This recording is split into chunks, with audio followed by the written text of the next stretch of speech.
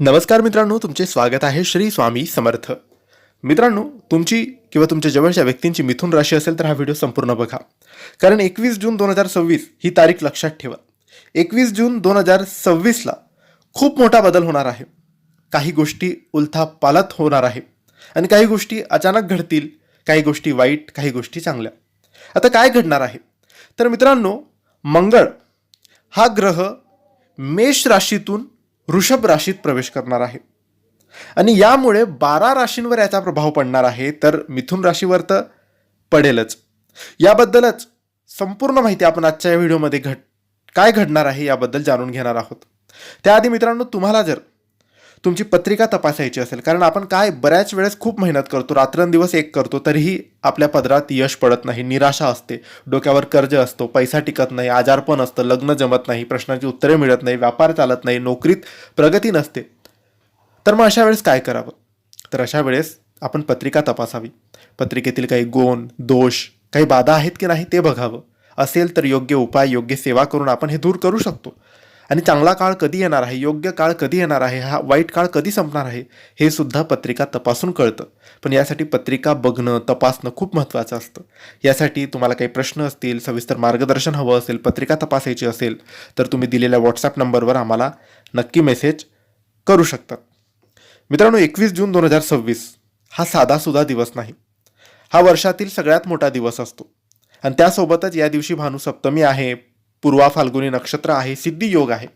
म्हणजे 100% हा यशस्वी करणारा दिवस आहे. त्यासोबतच याच दिवशी मेष राशीमधून वृषभ राशीमध्ये मंगळ प्रवेश करणार आहे. आता मिथुन राशीच्या ज्या जातकांना बाहेरगावी किंवा परदेशात जायचे आहे, तिथे नोकरी किंवा शिक्षण घ्यायचे आहे, त्यांच्यासाठी हा काळ वरदान ठरणार आहे.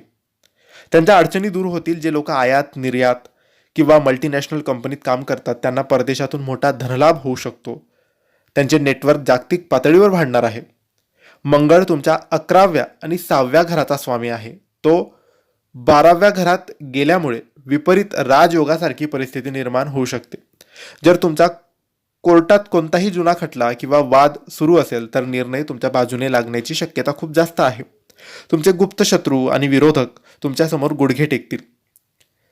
आणि जर मित्रांनो तुम्हाला वाटत असेल की सगळं चांगलं होणार आहे, तर नाही, तुम्ही इथे थांबा. तुमची सगळ्यात मोठी चूक होते आहे, कारण काहीतरी वाईट किंवा काहीतरी धोका सुद्धा होऊ शकतो. बऱ्याचशा वेळेस आपण पैसा खर्च करतो आणि मंगळ वृषभ राशीत आल्यामुळे तुमचे सुद्धा, मिथुन राशीचे सुद्धा खर्चावरचे नियंत्रण सुटू शकते. अचानक असे काही मोठे खर्च समोर येतील, दवाखान्याचे किंवा इतर कोणत्याही गोष्टीचे, ज्यामुळे तुमचे बजेट पूर्णपणे कोलमडेल. सर्वात मोठा धोका म्हणजे नको त्या गोष्टींमध्ये किंवा चुकीच्या ठिकाणी गुंतवणूक केल्यामुळे तुमचे पैसे अडकू शकतात, फसू शकतात किंवा बुडू शकतात.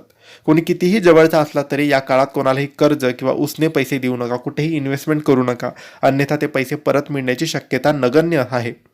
तसेच रात्री उशिरा प्रवास करणे टाळा. विनाकारण कोणाच्याही वादात पडू नका, नाहीतर पोलीस स्टेशन किंवा कोर्टाची पायरी सुद्धा चढावी लागू शकते. आता आरोग्याबाबत बोलायचं झालं तर 12वे घर हे हॉस्पिटल खर्चाचे देखील असते. मंगळामुळे तुम्हाला डोळ्यांचे विकार, अनिद्रा, झोप न येणे किंवा पायाला दुखापत होणे अशा समस्या जाणवू शकतात. मंगळाची चौथी दृष्टी तुमच्या 3ऱ्या भावावर म्हणजेच पराक्रम भावावर, पराक्रम स्थानावर असल्याने लहान भावंडांसोबत मतभेद होऊ शकतात. तुमची ऊर्जा चुकीच्या ठिकाणी वाया घालवू नका. डोके शांत ठेवा आणि पुरेशी झोप घ्या. मिथुन राशीच्या मित्रांनो, मंगळाचे हे गोचर तुम्हाला परदेशातून प्रगती देणार आहे. फक्त तुम्हाला तुमच्या अवाजवी खर्चावर आणि गुंतवणुकीवर ताबा ठेवायचा आहे. हा काळ तुमच्या बाजूने 100% वळवण्यासाठी तुम्ही काही उपाय सुद्धा करू शकतात. 21 जूनला भानुसप्तमी आहे, त्यामुळे रोज सकाळी या दिवसापासून 21 जूनपासून सूर्यदेवाला जल अर्पण करा. थोडे लाल फूल किंवा कुंकू टाकून ते जल तुम्ही अर्पण करू शकतात. याने तुम्हाला लाभ होईल. मित्रांनो, जर तुम्हाला वैयक्तिक मार्गदर्शन हवं असेल तर दिलेल्या व्हॉट्सॲप नंबरवर तुम्ही आम्हाला मेसेज करा. आम्ही तुमची पत्रिका तपासू, काही गुण, काही दोष, काही बाधा आहेत की नाही ते बघू आणि तुमच्या सर्व प्रश्नांची उत्तरे तुम्हाला पत्रिका तपासून देऊ. तर मित्रांनो, हे होते मिथुन राशीचे 21 जून नंतरचे संपूर्ण राशी भविष्य. तुम्हाला ही माहिती कशी वाटली आम्हाला नक्की कळवा. ही माहिती आवडली असेल तर लाईक आणि शेअर करा. काही प्रश्न असतील तर कमेंट्सद्वारे विचारा. आमच्या चॅनलला सबस्क्राईब करायला विसरू नका. धन्यवाद. श्री स्वामी समर्थ.